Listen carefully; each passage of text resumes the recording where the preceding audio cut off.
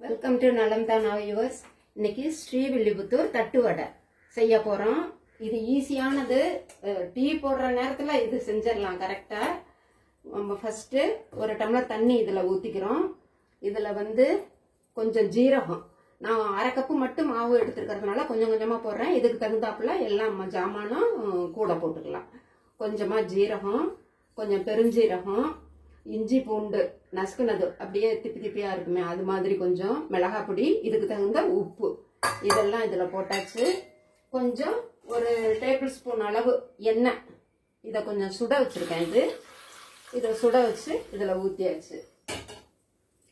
ஊத்துனதுக்கு அப்புறமேலு இதை ஒரு பீட்டர்ல கறந்துக்கலாம்.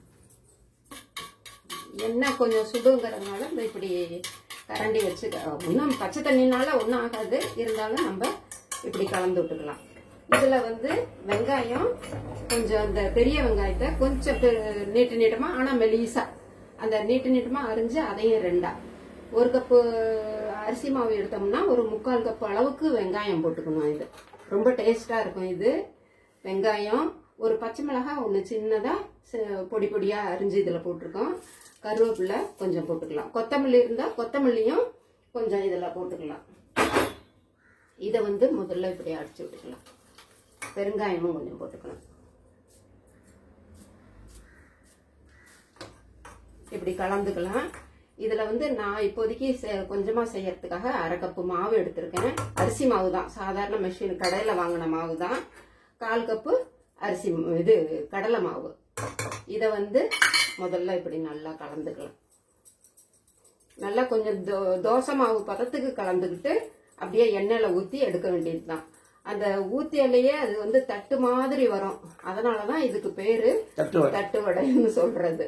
ஒரு இப்படி கலந்துக்கிட்ட எண்ணெயை கூட சுட வச்சிடலாம். அதுக்குள்ள தோசை மாவு பதத்துக்கு தெரியுதால, தோசை மாவு பதத்துக்கு இருக்கணும். எண்ணெய் நான் ஒண்ணா சுட்டு எடுக்கிறேன். இது சுட்டு எடுக்கிறதுக்கு பிளாட்டா இருக்கிற எண்ணெய் சட்டி மாதிரி ஊத்தி அதுல எண்ணெயை ஊத்தி எடுத்தோம்னா அப்படியே தட்டு மாதிரியே இது ஓரத்துல மெலிசாவும் கொஞ்சம் வளைஞ்சு கொடுத்தாப்புலயும் இது வரும். நான் இப்ப ஒண்ணாதான் போட்டு எடுக்க போறேன். அப்படியே ஒரு நிமிஷம் வெந்ததுக்கு அப்புறமேலு மெதுவா திருப்பி போட்டு ஒரு 3 நிமிஷம் எந்த கடலை மாவு அரிசி மாவு எல்லாம் வெந்ததுக்கு அப்புறம் மீடியத்துல வச்சு வேக விடணும். வேக விட்டு எடுத்து தேங்காய் சட்னியோ வெங்காய சட்னியோ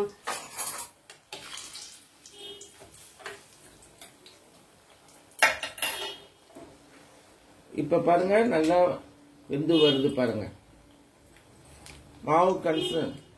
மாவு இந்த மாதிரி கலந்துக்கணும். தோசை பதத்துக்கு இப்ப திருப்பி போட்டிருக்குது. இது பாருங்க எப்படி வருது பாருங்க.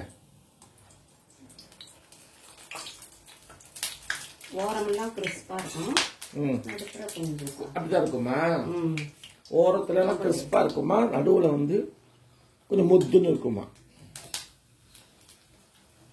அடா மாதிரி இருக்குது பாக்கிறதுக்கு. ஆனா இது ஸ்ரீவில்லிபுத்தூர் வடை, தட்டு வடை ரொம்ப ஃபேமஸ் அந்த ஊர்ல. சீக்கிரமா செஞ்சிடலாம். யாராவது கெஸ்ட் வராங்கன்னு சொன்னா வந்தோன்னு கூட செய்யலாம். அப்ப நமக்கு இடியாப்ப மாவெல்லாம் இருக்கணும். ஆனா அரிசி மாவெல்லாம் இருந்துச்சுன்னு சொன்னா டக்குன்னு செஞ்சிடலாம். நம்ம நீங்களும் செஞ்சு பாருங்க. நலம்தானா சேனலுக்கு. ஓஹோ, அதுக்காக தான் இதுக்கு பேரு இப்படி தட்டு வடை. நல்லா வடிச்சிட்டு எடுத்துக்கலாம். அதான் தட்டு வடைன்றது தட்டு மாதிரி இருக்குமா.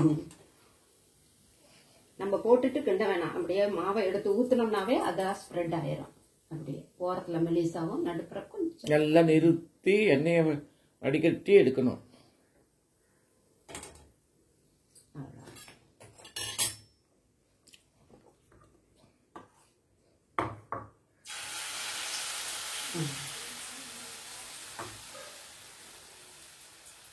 நீங்களும் செஞ்சு பாருங்க. பாய்.